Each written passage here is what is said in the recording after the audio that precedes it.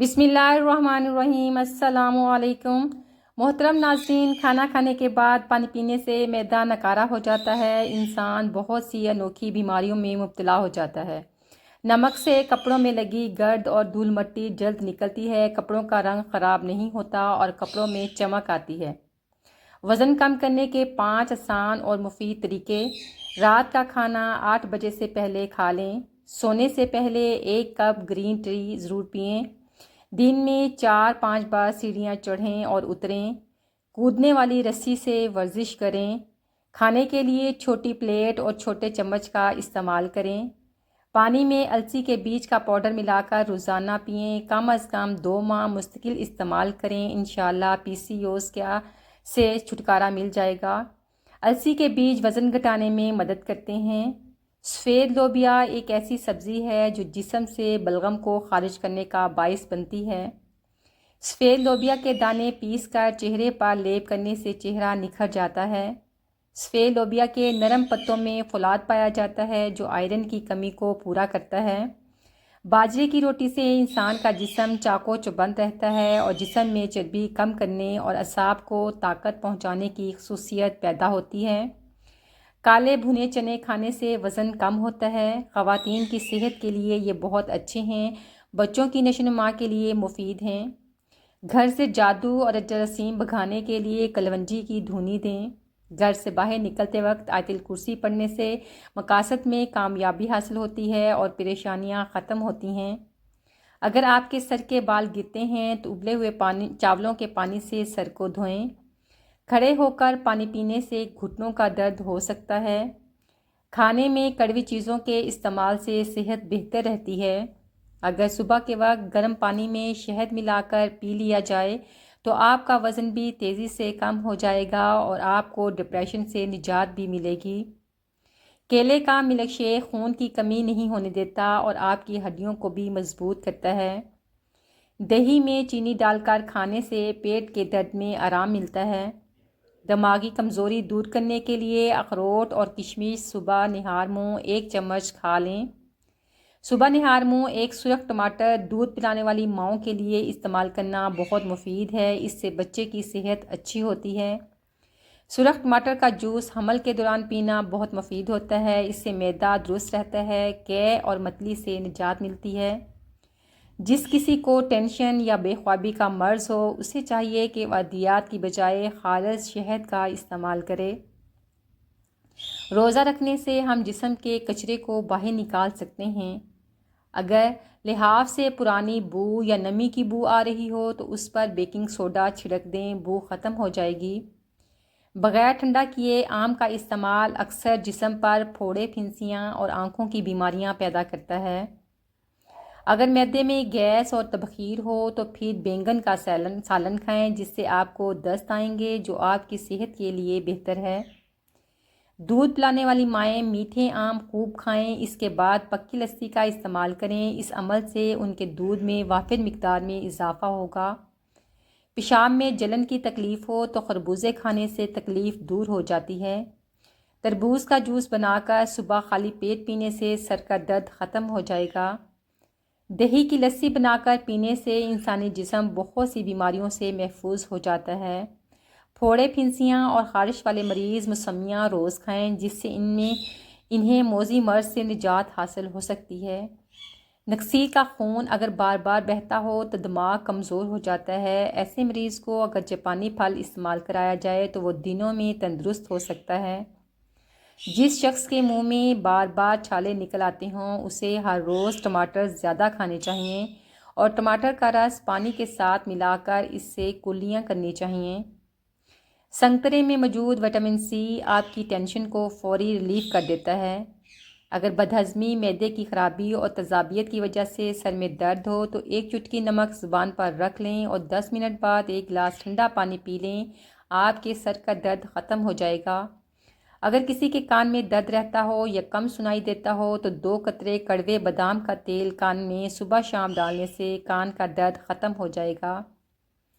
اعصابی دباؤ کے شکار لوگ کلونجی کے چند قطرے روزانہ شہد کے ساتھ استعمال کریں، ایسا کرنے سے چند دنوں میں بہتری محسوس کریں گے۔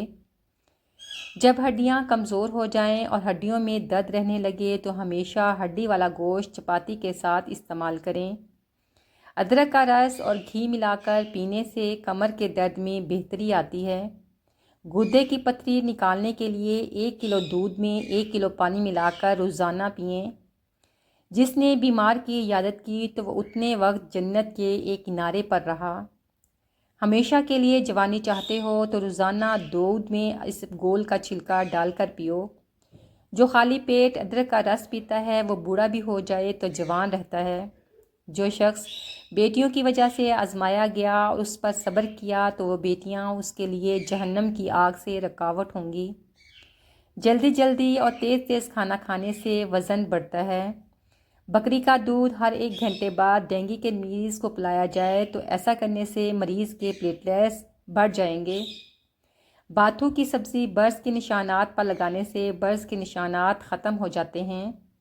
دودھ کو بغیر شکر کے سبز الائچی ڈال کر ابال لیں اور فریزر میں رکھ کر ٹھنڈا کر لیں۔ روزانہ 1 گلاس پینے سے معدے کا السر، معدے کی جلن اور معدے کی تیزابیت میں آرام ملے گا۔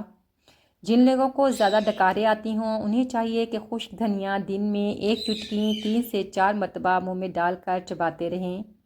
سیب کا سرکہ ہچکیوں کی روک تھام اور گلے کی تکلیف میں آرام دیتا ہے۔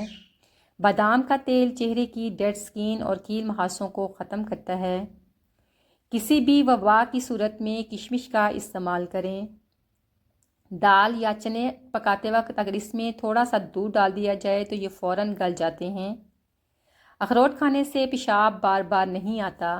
محترم ناظرین، رات بھر بھگوئی ہوئی بادام اور کشمش کھانے سے خون خوب بنتا ہے۔ دبلا پن ختم کرنے کے لیے روزانہ گنے کا رس باقاعدگی سے استعمال کریں۔ گنے کا رس جسم کو فربا کرتا ہے۔